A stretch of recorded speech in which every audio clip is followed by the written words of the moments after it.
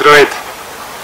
Нека ви представя Фрита. Това е женски ротвейлер, който взех да обучавам, защото има проблеми с дърпане, с кимтене.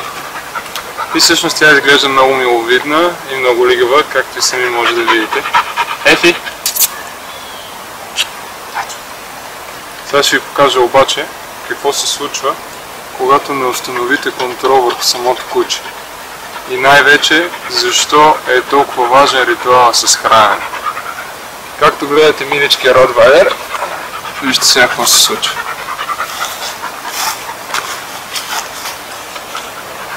И това, разбира се, никога не го правете вкъщи, без опит, без треньор и никога не го правете с гола ръка.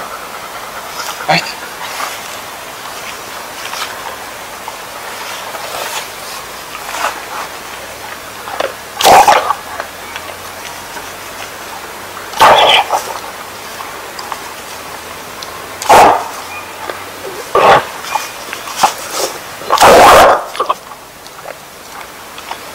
Виждате, че кучето хапе. Не само фиксира, а хапе.